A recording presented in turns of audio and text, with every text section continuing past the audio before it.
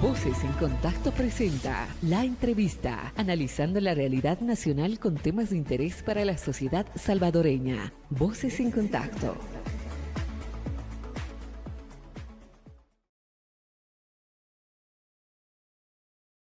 Bienvenidas y bienvenidos a Voces en Contacto para este día donde queremos hablar de un tema muy fundamental y es que estamos en 3 años del régimen de excepción en nuestro país y podemos hacer la pregunta también, ¿esta es una seguridad o también será una represión en El Salvador?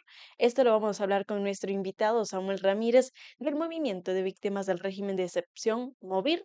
Samuel, qué gusto poder tenerlo acá nuevamente y poder compartir un tema pues son 3 años de un régimen que hasta la fecha lo que vemos son violaciones a derechos humanos.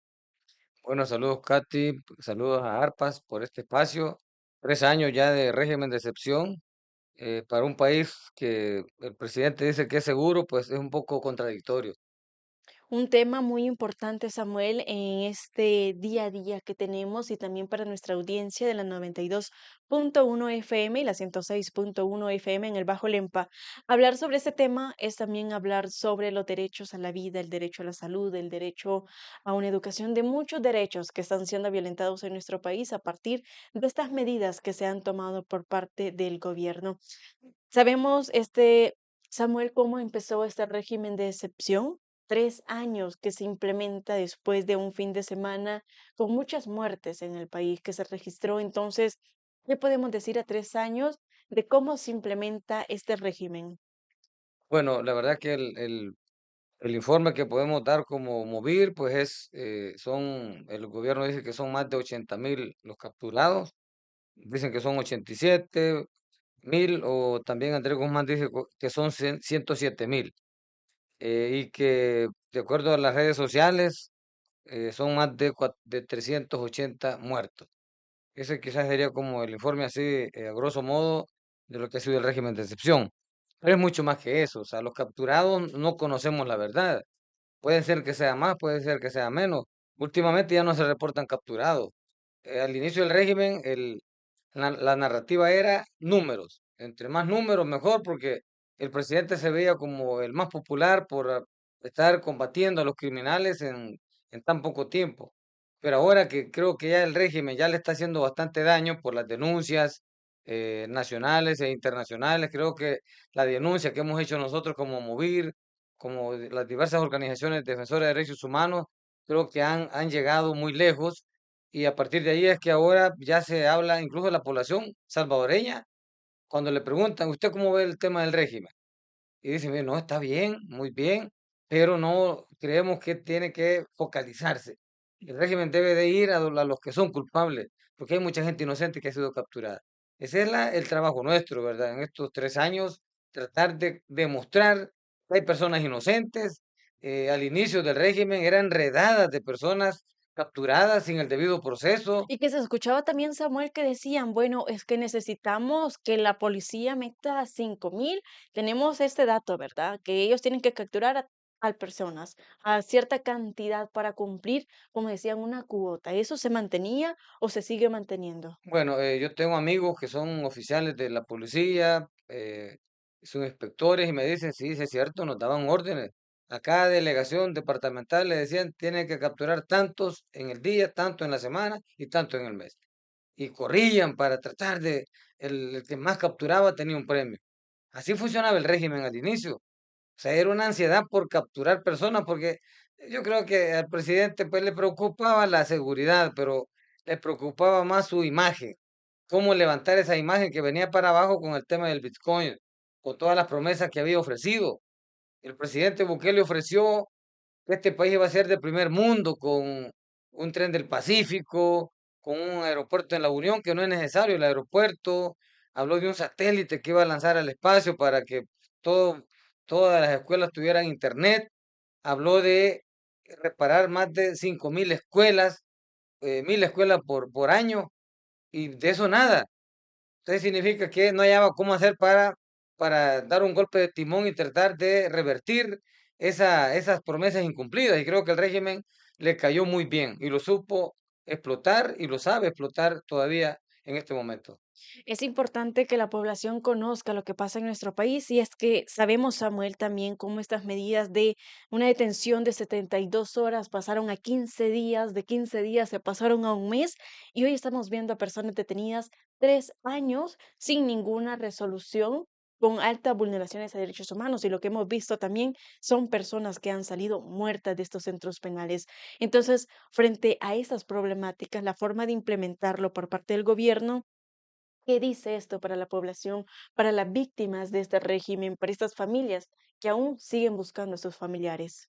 Bueno, la verdad que estamos igual que en la guerra, en los 80, donde la gente era masacrada, no había ninguna institución que defendiera sus derechos, y la justicia estaba a favor del régimen en ese momento, no había ningún militar, ningún guardia nacional, nadie procesado por haber asesinado a una mujer, a un niño durante la guerra. Hoy tenemos muchos juicios que están pendientes, el caso de Monseñor Romero, todavía no conocemos la verdad. Entonces ahora estamos volviendo igual, o sea, no hemos visto a ningún custodio preso, a ningún policía preso por algún asesinato que haya cometido, por ejemplo, en las cárceles. Ahí hay muertos, hay personas que han salido descuartizadas, tal como lo hacían las pandillas afuera. Vemos ahora una calidad de custodio que más pareciera que fueran pandilleros, yo lo he dicho en varios espacios. Esas personas no tienen corazón, no tienen alma, porque maltratan a las personas con lujo de barbarie, los golpean, los hacen vomitar sangre. Y yo creo que una persona normal, con temor a Dios, con alguna preparación de derechos humanos, no lo haría. Pero, bueno, el caso de Fidel Zavala nos comentaba situaciones muy dramáticas. Y yo he hablado con otros privados de libertad que han salido y me cuentan lo mismo. Ellos han visto gente vomitando sangre después de una golpiza. Y los custodios risa les da, disfrutan, y justo como disfrutamos los pandilleros. Entonces, yo creo que no hemos mejorado en la seguridad. Sí, hay una seguridad aparente porque ya no se ven los pandilleros en la calle como antes, ya no hay aquella cantidad de muertos visibles, pero hay personas que desaparecen y aparecen muertas. O sea que la modalidad de los criminales ha cambiado. Y no es cierto que se haya desmantelado las pandillas. Tenemos un caso ahí en la Campanera, yo lo he dicho en varias ocasiones también, que una señora bien feliz cuando llegó Canal 10, el canal del gobierno, y hacer un reportaje donde decía que son las 2 de la mañana, la gente comiendo pupusas, divirtiéndose en los parques, y esta señora bien feliz dice, no, hoy estamos mejor que nunca, que no sé qué. De repente le llaman a la hermana, unos pandilleros, le dijeron, mira, decirle a tu mamá que no abra la boca mucho, porque se está metiendo en problemas. ¿Qué significa? Que los pandilleros se fueron del país, huyeron del país, o permitió a la policía que se fueran del país, no los capturaron. Y entonces, ¿a quiénes han capturado? A personas inocentes, porque tenían que capturar personas. Entonces, creemos que eso no lo podemos perdonar nosotros como pueblo salvadoreño, como defensores, y por eso estamos en esta lucha. Y Movir ha demostrado a- a- de que defendemos inocentes, porque incluso el presidente de la República tiene 258 documentos de personas que son inocentes, porque ahí están la documentación. Entonces nosotros no ocultamos nada. Todo lo que hacemos es de cara a la opinión pública y de cara al mismo régimen de excepción. Por más que nos quieran atacar, que defendemos pandilleros, que defendemos delincuentes, pues en el trabajo que hemos hecho comprueba que sí estamos muy preocupados por las capturas arbitrarias, pero también yo comparto que los que son criminales deben de pagar. Y ahí sí no vamos a meter la mano. Entonces, Samuel, podemos retomar la pregunta que yo decía, que hacía al inicio, como un titular sobre este tema que estamos hablando sobre, entonces, El Salvador, ¿qué hay? ¿Hay seguridad o esto es una represión, la implementación de este régimen de excepción? Bueno, hay una seguridad, por supuesto que no podemos negar. Ha bajado el control de las pandillas, pero el costo que estamos pagando es un costo demasiado elevado. O sea, esto es igual que en la guerra. O sea, en la guerra decían, vaya, ¿qué pasó con la masacre del Mozote? Dijeron, esos niños hay que matarlos porque van a ser futuros guerrilleros. Niños, ¿qué, te- qué, qué culpa tenían los niños de estar en una zona conflictiva? Los bombardeos los hacían en lugares poblados y decían, pues vamos a masacrar a todo el mundo que vive en esta zona porque todos van a ser guerrilleros cuando crezcan. Y lo mismo dice Bukele. Todos los jóvenes que vivían en una comunidad asediada por la pandilla, todos son colaboradores, todos fueron personas que se vincularon con las pandillas y ahí nadie tiene derecho a nada, deben de ser capturados. Tampoco, debe de focalizarse, debe de individualizarse y debe de respetarse el debido proceso. Aquí la gente no tiene derecho a un abogado que de verdad lo defienda. El abogado defensor público simplemente no hace su trabajo porque no le conviene. Están coactadas las instituciones, Samuel. O sea, en la PGR, por ejemplo, el abogado defensor público, como el salario se lo paga el gobierno, no le interesa defender a una persona, a una víctima. No le importan los arraigos, no le importa nada porque él tiene su salario. Además, no quiere llevarle la contraria a la fiscalía. Ahora les están negando incluso a la familia que demuestren la inocencia al negarle estos antecedentes penales. Yo creo que esa es otra violación al derecho de una víctima para demostrar la inocencia. La PDH igual, le hemos buscado en varias ocasiones que se pronuncie, que haga algo. Hoy vemos que a Raquel Caballero le están dando un premio, ¿Un premio eh, de qué, Samuel?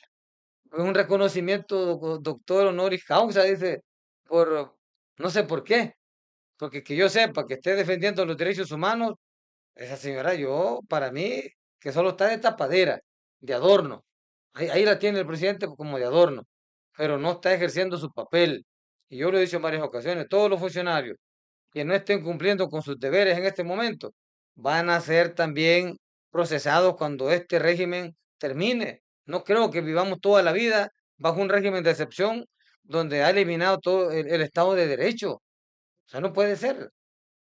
Se vuelve curioso cuando estamos viendo este tipo de menciones a nivel internacional, ¿verdad? Para El Salvador, para las personas que están al frente, cuando estamos viendo instituciones, Samuel, que no están respondiendo. Ya usted lo menciona, una PDH que no está en función de las víctimas, pero que sí sobre un salario, ¿verdad? Que sale de la misma población.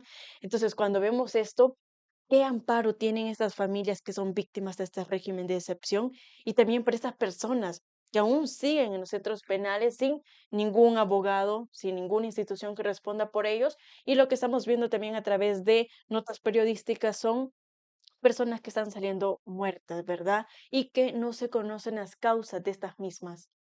Sí, es lamentable pues que las víctimas ya agotaron todo en este país. Todo en el sentido de buscar ayuda en el gobierno.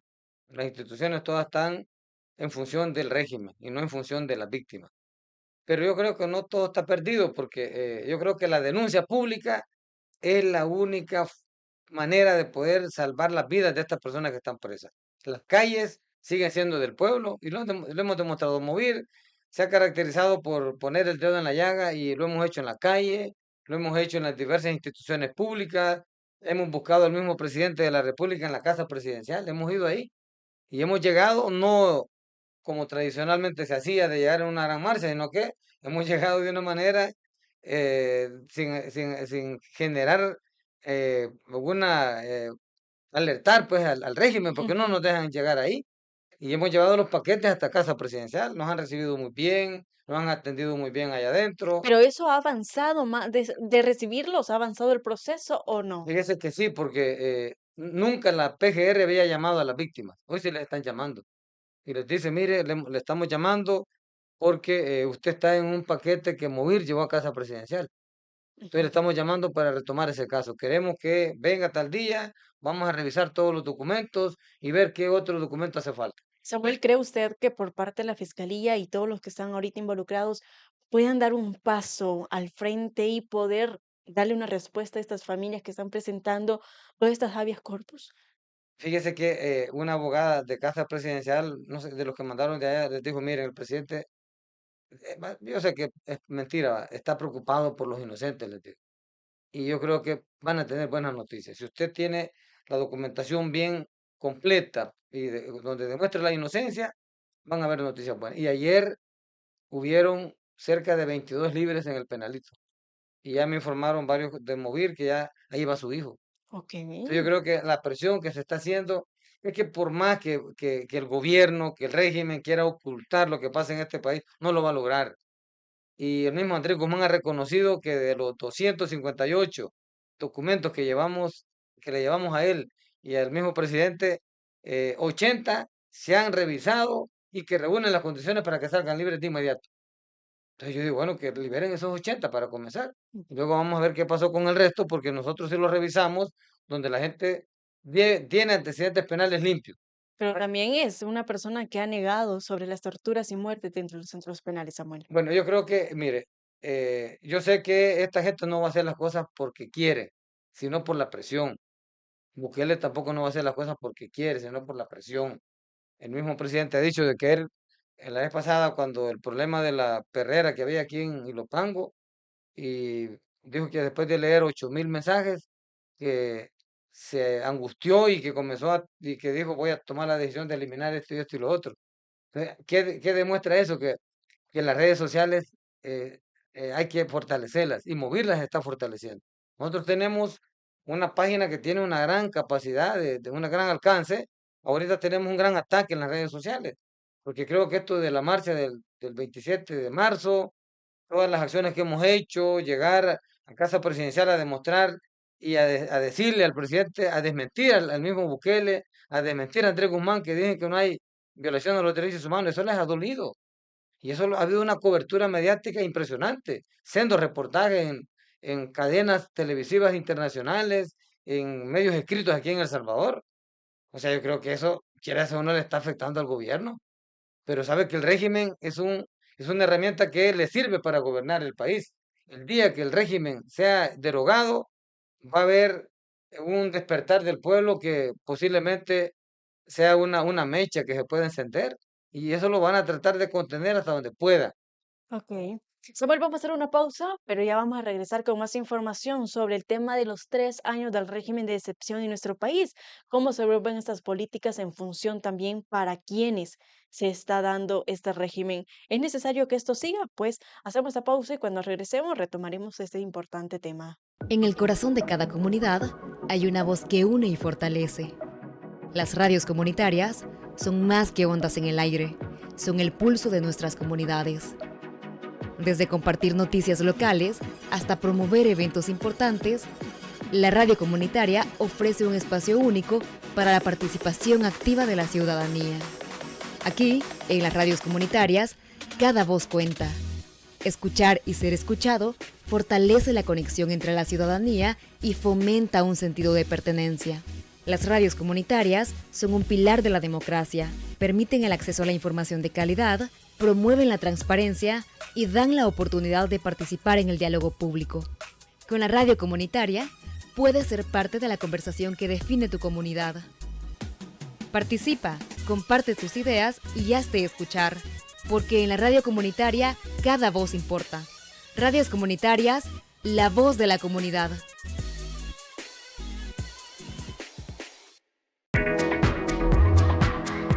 Hola, te queremos contar cuál es la importancia de las radios comunitarias y su papel fundamental en la libertad de expresión.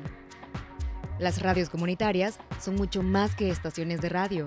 Son un pilar de nuestras comunidades, donde cada voz cuenta y cada opinión importa.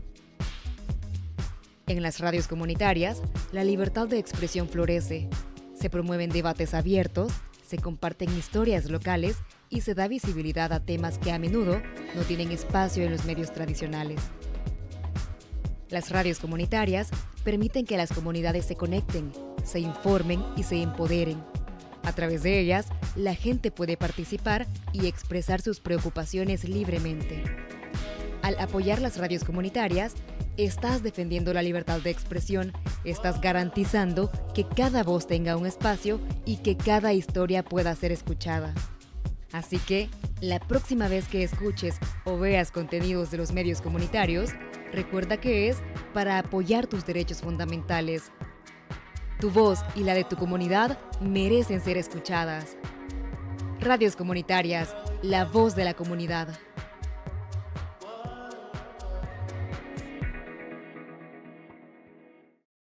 Gracias por seguir con nosotras y nosotros en este espacio de ARPAS, donde hablamos sobre temas muy importantes en nuestro país. Y hoy que se cumplen también 3 años de un régimen de excepción y que la pregunta también cabe sobre una seguridad o una represión en El Salvador.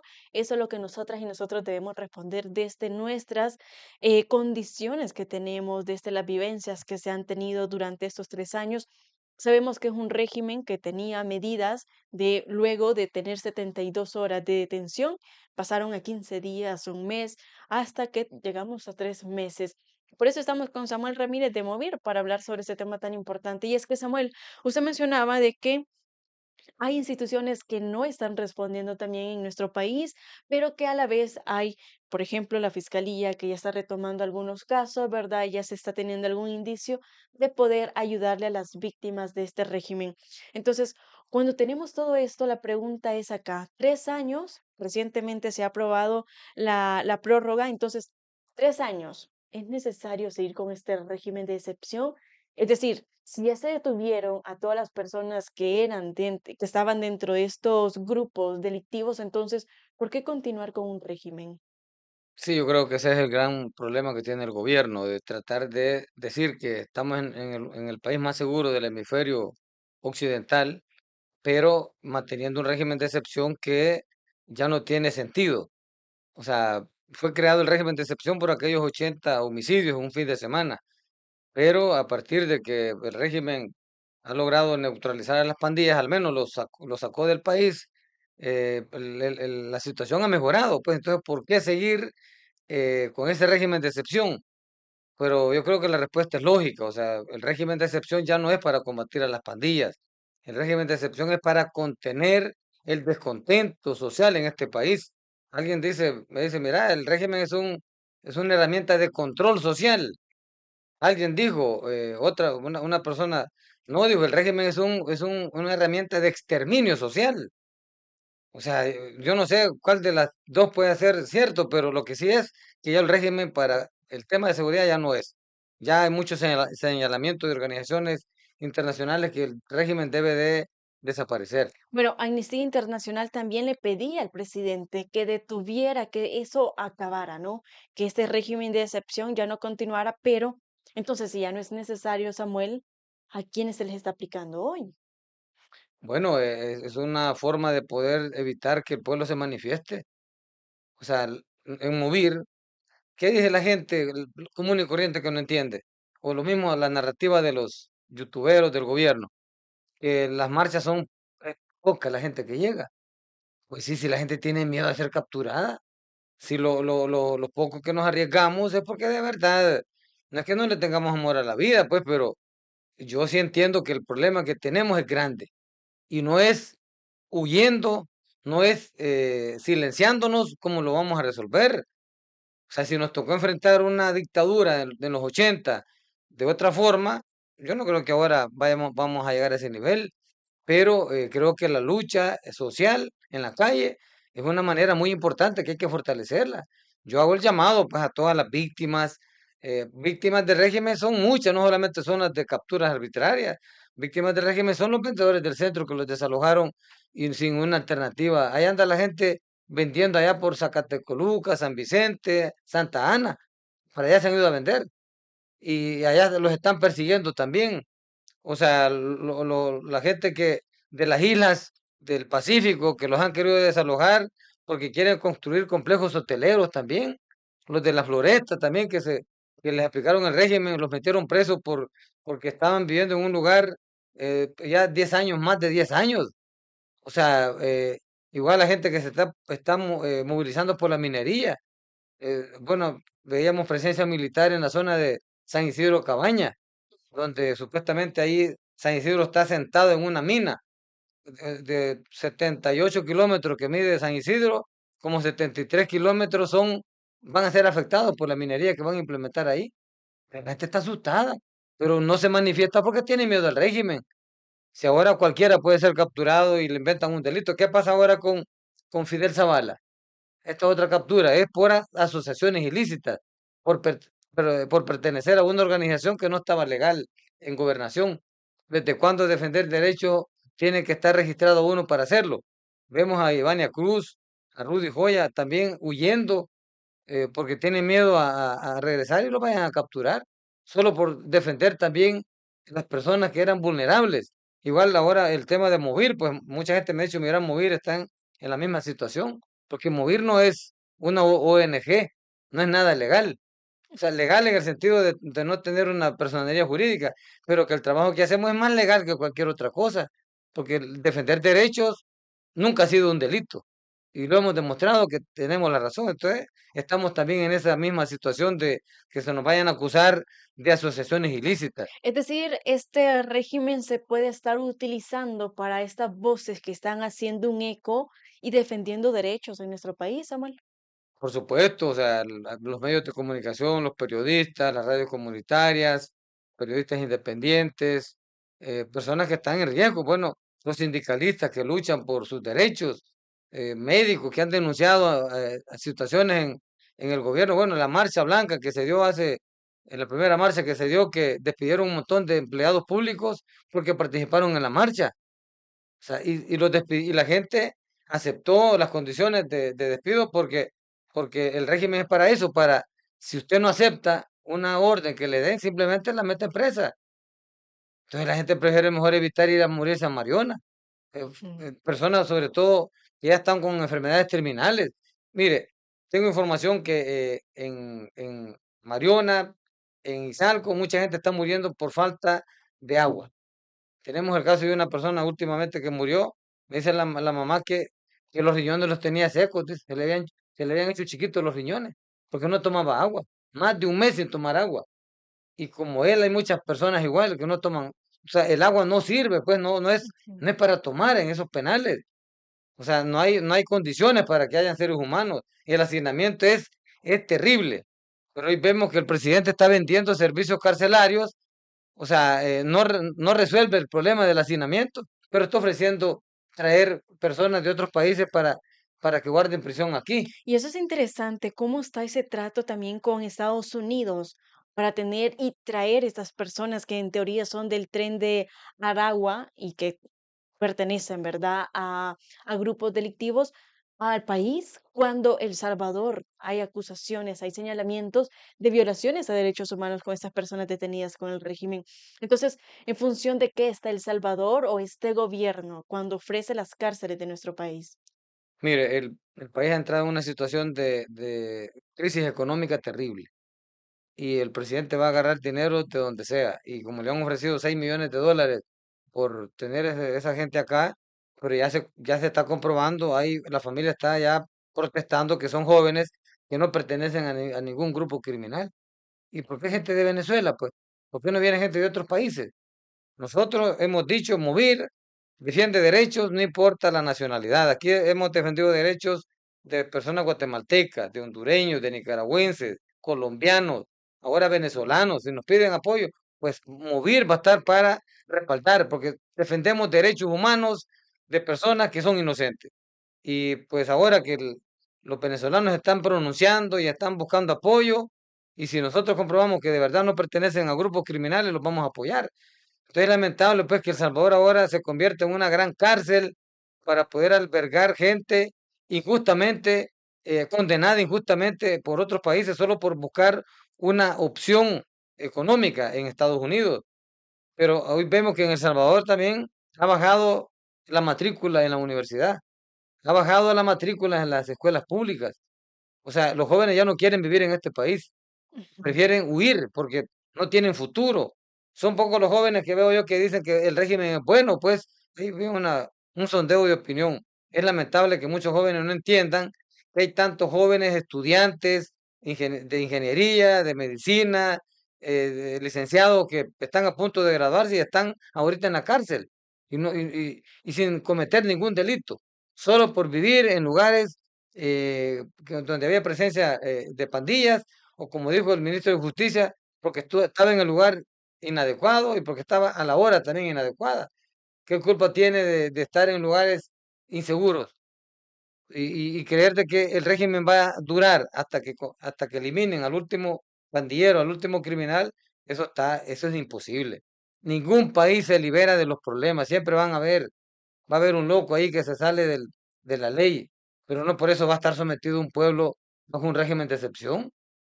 Un régimen de excepción y se le suma también a estas personas que están entrando a nuestro país, a esos centros penales, Samuel, eso que puede implicar también para las comunidades el que tengamos a personas, ¿verdad? Entre comillas, que son delincuentes en un país donde también se percibe delincuencia o se tenía, ¿verdad?, antes de un régimen.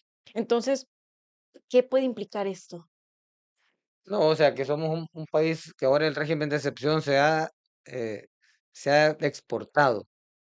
Y creo que la campaña del gobierno ha pegado mucho en otros países, porque muchos países quieren tener un régimen de excepción. Pero yo les digo que un gobierno sensato, un gobierno que ame a su pueblo, que respete los derechos humanos, no creo que este modelo sea un modelo para poderlo implementar, porque este modelo elimina derechos. Aquí tampoco no tenemos Estado de Derecho. Ujú. Aquí el presidente hace lo que él quiere. El hecho de tener personas capturadas sin el debido proceso, 2 años, 3 años, y como no han podido comprobar delito, ahora van a los juicios masivos. O sea, la intención de Bukele no es liberar a los inocentes, es condenarlos a todos. Porque ¿qué pasa si libera a los inocentes? Que pueden ser 20.000 o pueden ser más. Se le cae entonces la máscara de que esa efectividad en combatir a las pandillas. ¿Qué gobierno en este planeta puede sacrificar tanta gente inocente por una seguridad aparente? Ningún gobierno sensato, ningún gobierno que realmente piense en su pueblo. Entonces, solamente aquellos gobiernos que también tienen problemas de, de, de imagen, de popularidad, que quieren ser como el presidente Milei de Argentina, que quiere también imitar al presidente Bukele, o el presidente de Estados Unidos también, que es un presidente que pareciera también que tiene algún problema porque no respeta leyes. Se está enfrentando con la justicia norteamericana. Y eso Los también fiscales lo están cuestionando por todo lo que está haciendo. Eso es interesante, Samuel, porque también los abogados contratados por el gobierno de Venezuela decían, ¿verdad? O pidieron a través de una rueda de prensa de que se respetaran los derechos humanos de estas 238 personas que fueron deportados a mediados de marzo, pero también, ¿verdad? Recientemente se ha tenido un ingreso más y se trae también dentro de estas personas, viene un salvadoreño y donde se dice, ¿verdad? Por parte del gobierno de Estados Unidos que esto es un error, pero que ya no pueden hacer nada. Con esta persona salvadoreña que viene al SECOT sin tener ninguna vinculación con grupos delictivos, entonces ese margen de error que se está cometiendo, que ya se cometió en El Salvador con el régimen de excepción, hoy que se retoma también con Estados Unidos, como este margen de error que ellos aceptan, pero no tienen una medida, no hacen o no hay esas medidas de decir, bueno, aquí está el error, lo vamos a rectificar. Entonces, al no tener todo esto, Samuel, ¿cree que pueda seguir pasando, que esto avance sin ninguna medida, sin ningún proceso legal y que ya no se tenga en cuenta quién entra y quién sale? Mire, en El Salvador no tenemos un gobierno legítimo, es un gobierno inconstitucional. Desde ahí él violentó la Constitución, ha violentado todas las leyes, ha reformado todas las leyes a su conveniencia. No ha reformado leyes pensando en la gente.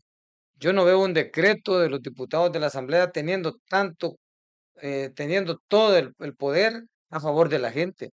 Entonces, yo creo que aquí, si lo único que nos va a salvar es la denuncia pública, Ok. es la presión popular, yo creo que meterse con Venezuela, entiendo yo que Maduro ya dijo algunas cosas ahí, que tiene buenos abogados, que lo va a llevar a la Corte Penal Internacional. O sea, lo está amenazando en el sentido que él va a hacer uso de todos los espacios legales para demostrar la inocencia, y que Bukele tiene que liberarlos de inmediato. Yo creo que eso es correcto. Afuera todavía hay Estado de Derecho, adentro no existe. Aquí nosotros lo hemos comprobado, hemos buscado a la Corte Suprema de Justicia con todos los habeas corpus que hemos presentado, y todos dicen no al lugar, o es improcedente. Vamos a la Fiscalía igual, vamos a la Asamblea Legislativa igual. O sea, nos están obligando a que usemos las calles con mayor fuerza. Es la única forma de poder hacer entender a este gobierno. Ok, Samuel, vamos a hacer una pausa, pero cuando regresemos iremos cerrando este espacio de entrevista con más información sobre estos 3 años del régimen de excepción en nuestro país, de cómo se están implementando estas políticas y cómo afectan a las comunidades. ¿Hay mejorías? ¿Hay más pobreza? ¿Cuáles son esas condiciones que se tienen? Hacemos la pausa y ya regresamos. En el corazón de cada comunidad hay una voz que une y fortalece. Las radios comunitarias son más que ondas en el aire, son el pulso de nuestras comunidades. Desde compartir noticias locales hasta promover eventos importantes, la radio comunitaria ofrece un espacio único para la participación activa de la ciudadanía. Aquí, en las radios comunitarias, cada voz cuenta. Escuchar y ser escuchado fortalece la conexión entre la ciudadanía y fomenta un sentido de pertenencia. Las radios comunitarias son un pilar de la democracia, permiten el acceso a la información de calidad, promueven la transparencia y dan la oportunidad de participar en el diálogo público. Con la radio comunitaria, puedes ser parte de la conversación que define tu comunidad. Participa, comparte tus ideas y hazte escuchar, porque en la radio comunitaria cada voz importa. Radios comunitarias, la voz de la comunidad.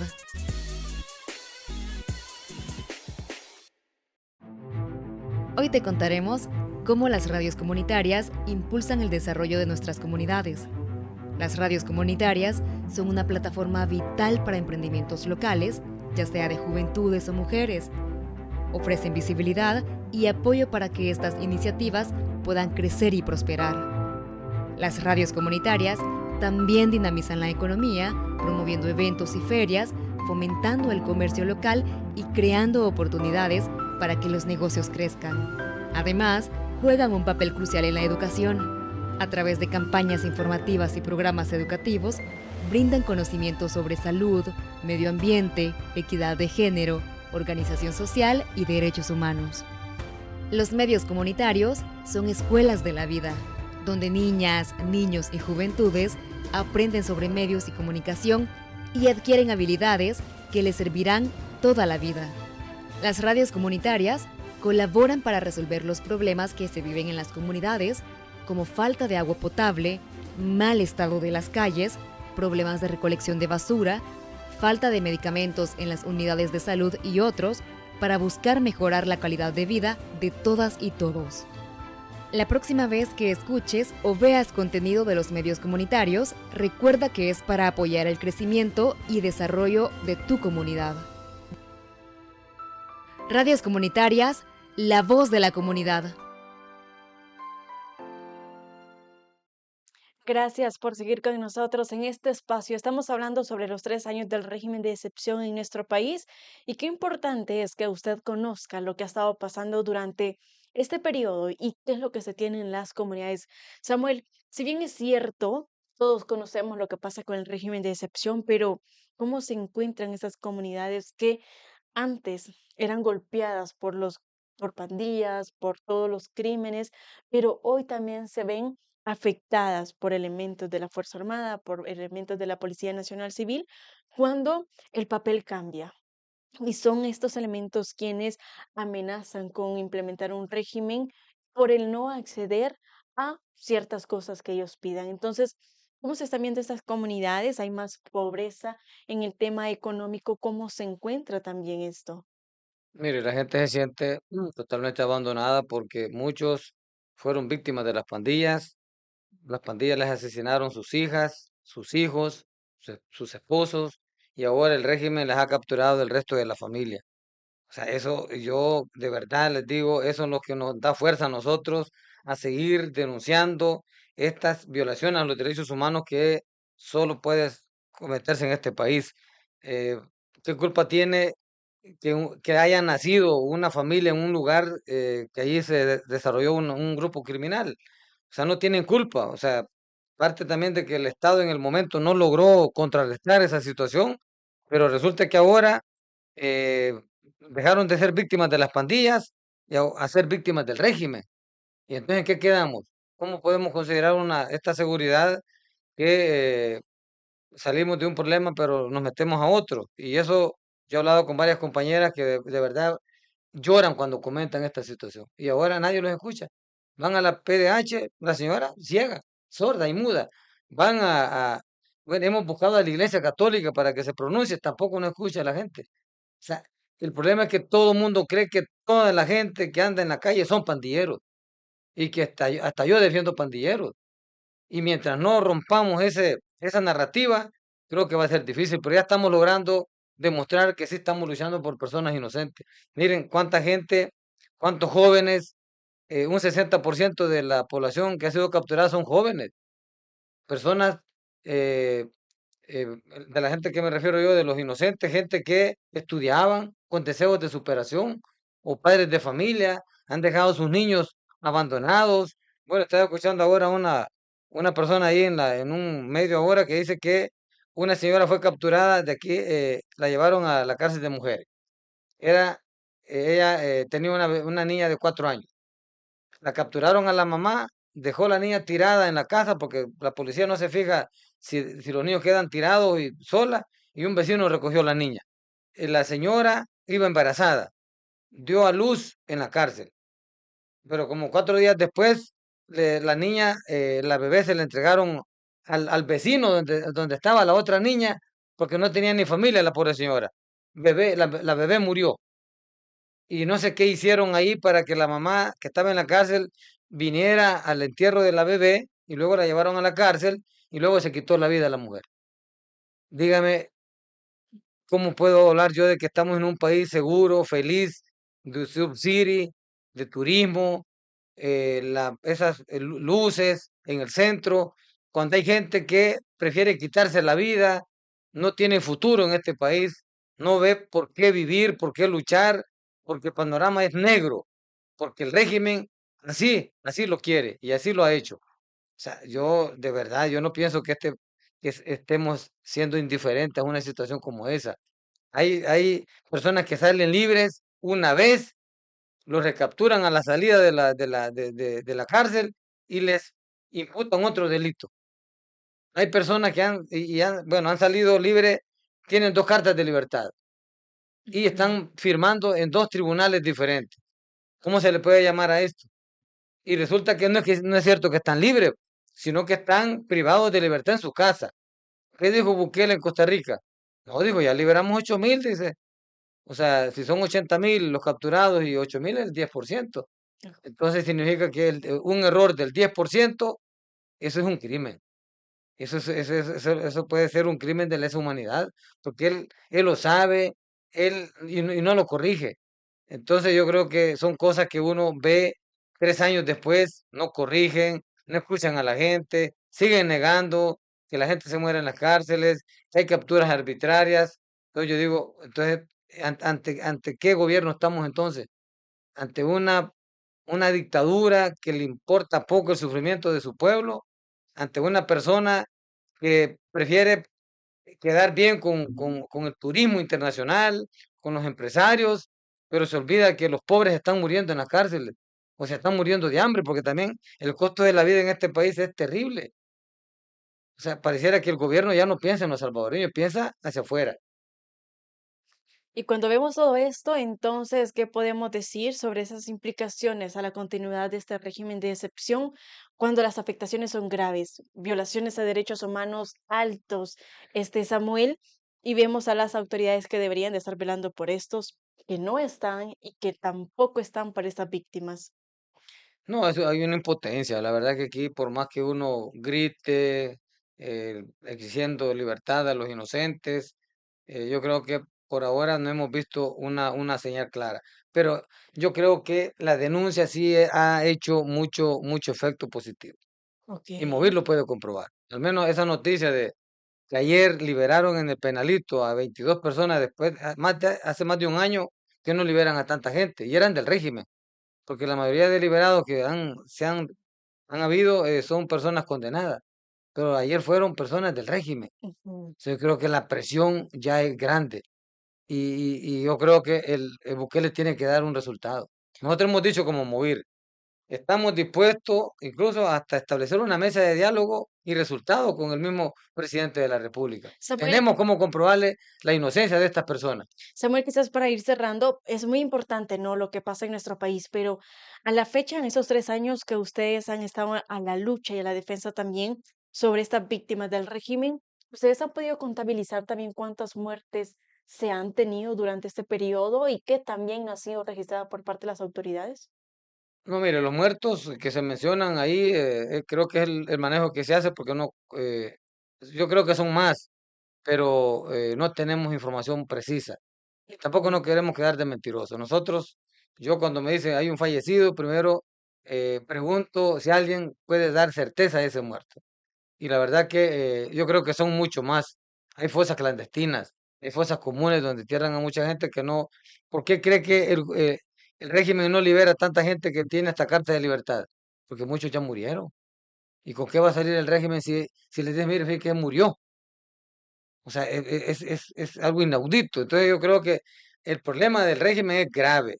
O sea, quitar el régimen es también tener que transparentizar todo lo que ha pasado con el régimen. Aunque ya se reformaron muchas leyes, pero siempre sale a la luz pública todo. Entonces yo sí creo que llamar a las víctimas que no todo está perdido. ¿Cómo Hay que, continúa esa lucha a 3 años de este régimen? yo lo que les pido a las víctimas es que sigamos organizados, que se sigan organizando aquellos que aún no lo han hecho. Mucha gente me está llamando que quieren organizarse porque nos han visto a nosotros el hecho de llevar esos paquetes a casa presidencial, que les estén llamando desde la PGR, eso es un gran logro. Nadie más lo ha hecho. Solo la organización y la fuerza de la denuncia y llamar pues también a las víctimas que se preparen para la marcha el 1 de mayo. Estamos convocando para que se manifiesten, si bien es cierto que es un día de la clase trabajadora, pero aparte muchos víctimas del régimen eran trabajadores y aunque no sean trabajadores formales, pero también es el momento de pronunciarse en esa presencia de muchos medios, donde hay mucha atención a nivel mundial de esas marchas. Esperamos que Movir se visibilice con esos carteles, esos contenidos, esos testimonios desgarradores de las víctimas a 3 años de este régimen. Ok, Samuel, muchísimas gracias por haber estado con nosotros. Gracias, Katy, gracias a ARPAS también por este espacio y aquí estamos a la orden siempre cada vez que estimen conveniente. Ok, muchísimas gracias también a usted. Sabemos que 3 años del régimen de excepción, desde que se da a partir del año 2022, ¿verdad? Luego de que marzo cerraba con un repunte de violencia y de mucha muerte, ¿verdad? Que podemos decir homicidios que estaban alrededor como de 62, un poquito más de todo lo que se había contabilizado, pero a partir de él se da un régimen de excepción, que llevamos 3 años, 3 años con muchas violaciones de derechos humanos, con torturas y muerte dentro de los centros penales. Eso es lo que dicen las organizaciones defensoras de estos derechos. Esto ha sido todo para este día. Soy Katy Ventura, pero nos escuchamos en una próxima entrevista. También queremos invitarlas e invitarlos a que sigan escuchando los foros comunitarios donde ARPAS ha llegado a las comunidades para hablar sobre los impactos de la minería metálica en nuestro país. En el corazón de cada comunidad hay una voz que une y fortalece. Voces en Contacto presentó La Entrevista, analizando la realidad nacional con temas de interés para la sociedad salvadoreña.